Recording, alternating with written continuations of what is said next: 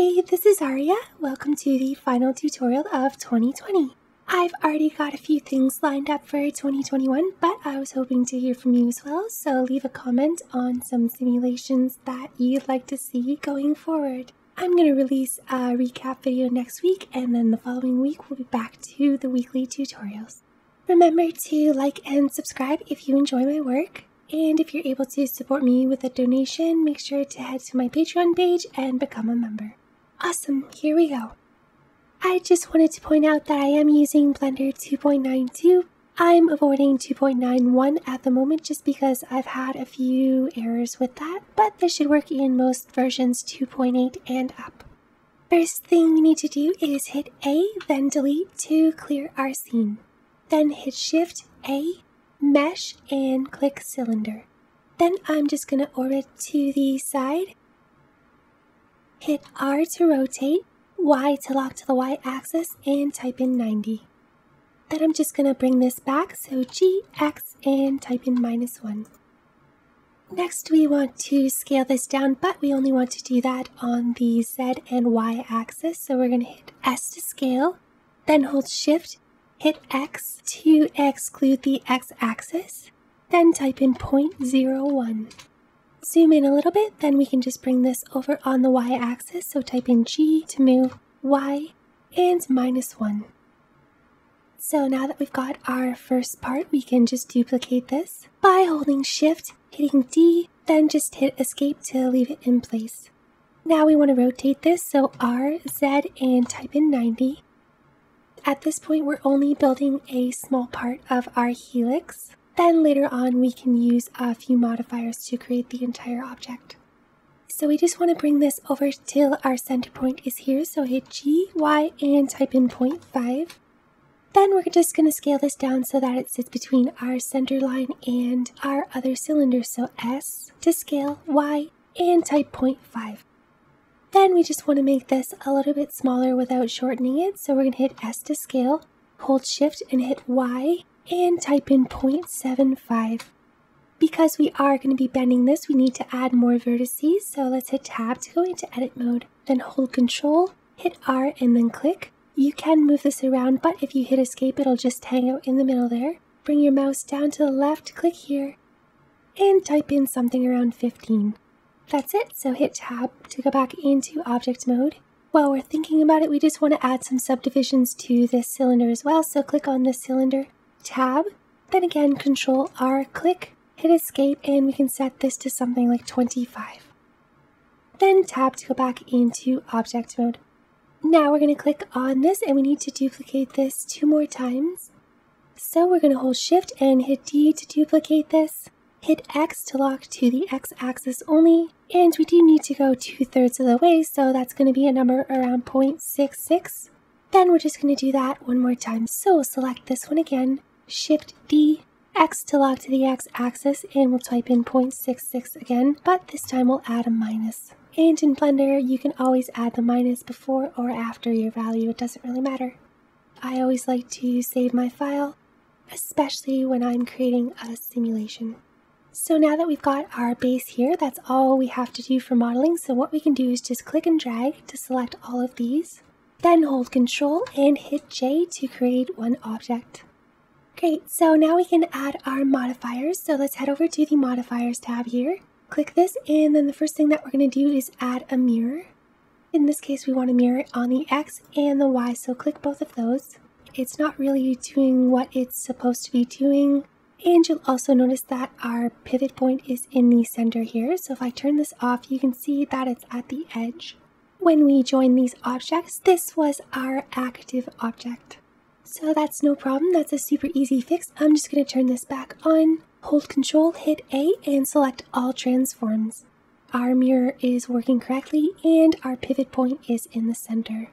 Now we want to lengthen this. So under the modifiers, click here again and click Array. And set this to 3. Then 1 more modifier, click here, and we're going to go to Simple Deform. You'll already see that it's starting to twist our object, so let's just scroll down and type in 360. Now that we've got our object complete, we can apply our modifiers, but I always like to make a copy just in case I need to go back. So if you want to do that, just hit Shift D, hit Escape, then head over to the restriction toggles and let's add both the real time and render. Then it doesn't matter, you can just select whichever one and just shut that off. And now you've got a copy. Then you can just name this Helix Base. I'm also going to call this one Helix, just to keep everything organized.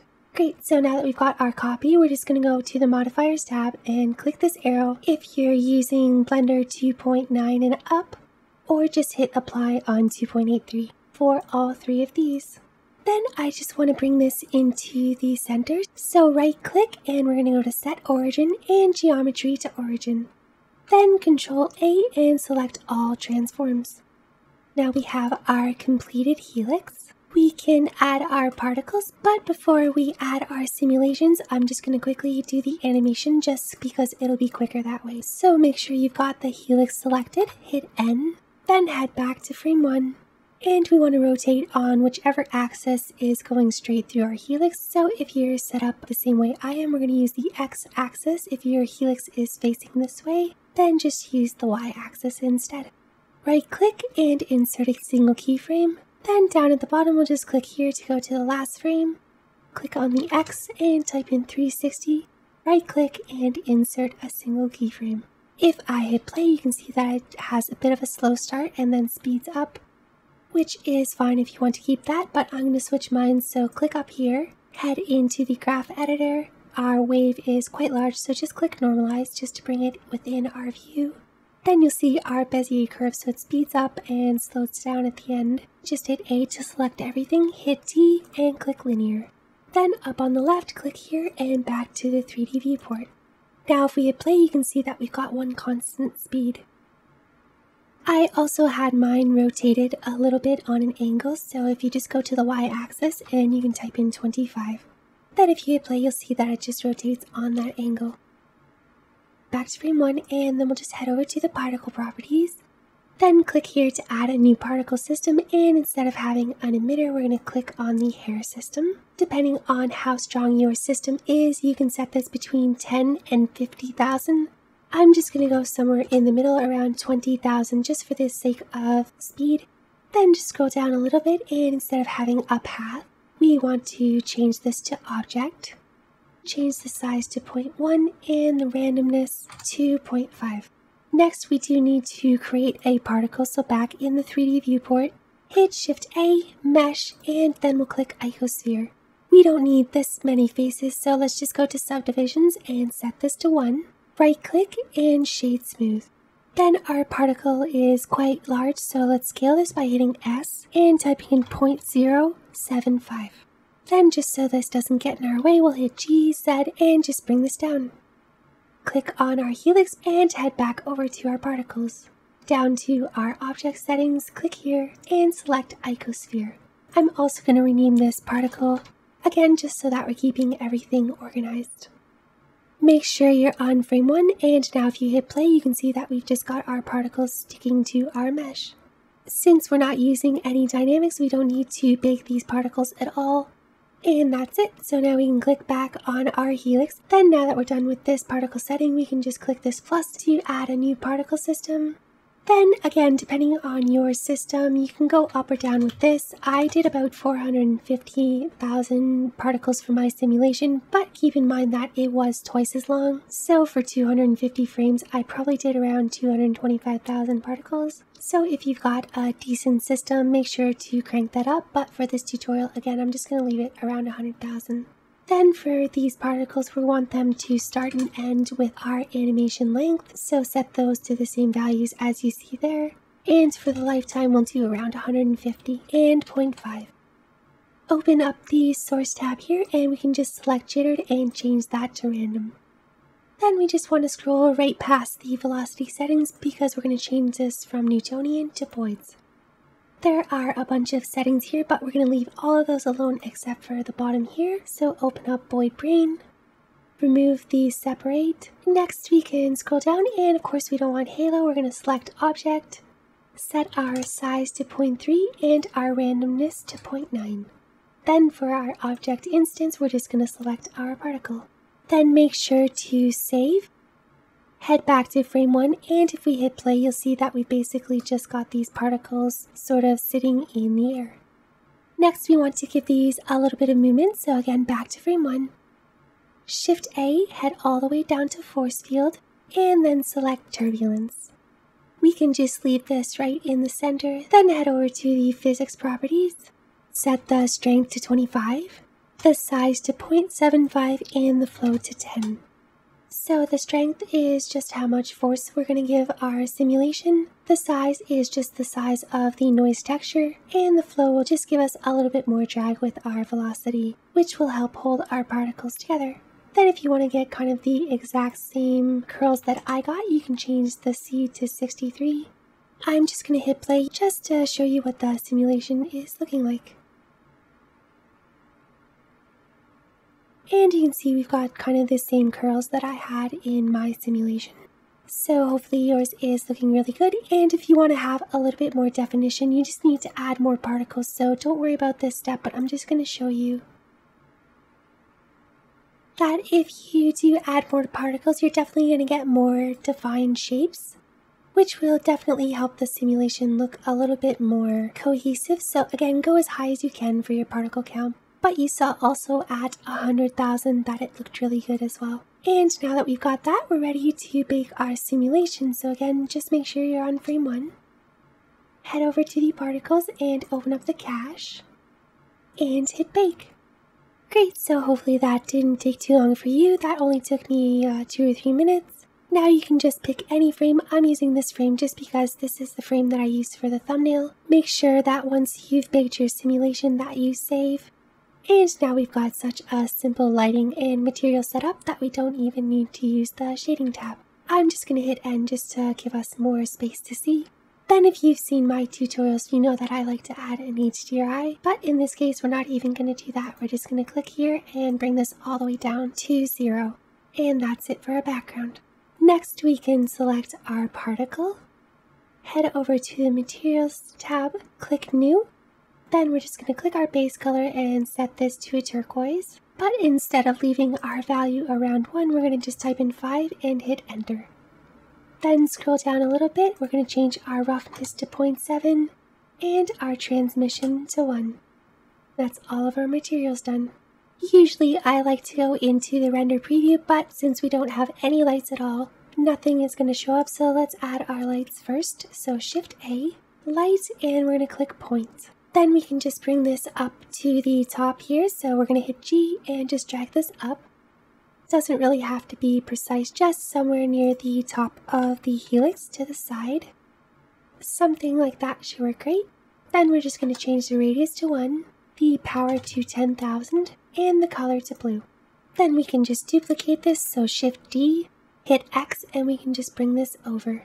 Then G and Z, and just bring this down slightly. Then we'll change the power to 5,000. Then we can duplicate again, so Shift D, hit Y just to bring this over just till it's just above our simulation, GZ just to bring it down.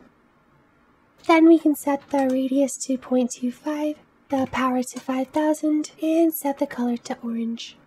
Then one more time, Shift D, and we'll just bring this over so that it's just near the top of our simulation. And something like that should work great. Make sure to save your scene. Now that we've got some lighting, we can head into our render preview. So click here, and this will just take a second or two to load up. So that's starting to look good. Let's head over to our render settings just so we can add a few different things. For this tutorial, we're using Eevee. Turn on ambient occlusion. We can also turn on bloom. Open up these settings here, and we can raise this up to 0.1. Turn on screen space reflections. Then the final thing we want to do is just make sure that we open up the film properties and unselect transparent. If you do need to do any changes, just go back into the viewport shading and you'll get a lot quicker response. You'll notice that if I go into the render preview, this is a little bit hot here, so if I just hit G, I can just move this away just a little bit, just so that we make sure our particles don't pass through the light. Then the final thing I did was add a camera, so just pick a place that you like, Shift A, and like I said, this is going to be a bit laggy, so if you want, you can just click back into the viewport shading, Control Alt, and then hit 0 on your numpad. If you want to control your camera, you can hit N to open up the transform properties, or hit F3, type in walk, and select walk navigation. Then you can just use your arrow keys and your mouse to orbit and move. You can also use the Q and the E keys to go up and down. Once you find something you're happy with, just click. Then we can head over to the camera properties, open up the settings, and I'm just going to turn the preview on just so you can see the difference. Turn off the overlays. And you'll see our simulation is still looking a little bit flat, so if we do add some depth of field, this is where it's going to really pop. So turn on depth of field. Then we're going to change the f-stop to something super low like 0.2. For my final simulation, I typed in 0.07, but just keep in mind that this is going to be significantly longer to render, so I would suggest around 0.2 for most systems, unless you've got time or a powerful computer. For now, I'm just going to set it to 0.1 just so that way you can see the full effect. I added a focus object to mine, which is basically just an empty. But another way that I sometimes do it without an object is just to keyframe the distance. It's up to you. You can either keyframe the distance or you can use an object and keyframe that as well. If you want to see where your distance is set, what you can do is open up the viewport display and turn on limits. You will need to have your overlays on, and I always find it easier to see in flat shading. If I zoom out, you can see that we've got a cross marking where our focus is. So if we just grab this and drag it over, we can find exactly where we want to set this. Now if I hit 0 or click here to go back into camera and turn render preview back on, then like I said, you can just tweak this how you see fit. You can see that we've got some really nice depth now. I really wanted to push mine, so I went all the way to 0.07. But again, keep in mind that this is going to take a little bit longer to render as well. If you want to take this just a little bit further, what you can do is add a reflection cube map. So just turn back on the overlays and let's head back into flat shading. Again, make sure you're saving periodically. Shift A, light probe, and click reflection cube map. Then we can just scale this up, so S and just drag, then S and X just to make this a little bit wider. Again, you just want to make sure that this is surrounding your object completely. And that should be good.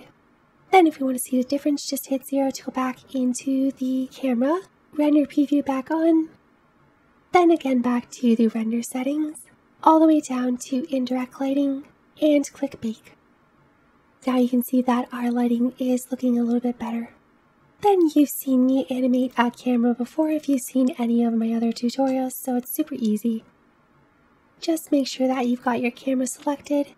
We can insert keyframes at 140. Then just click here to head back to frame 1, and a simple way to do this is just sort of get your viewport about where you want. Then Control Alt and 0.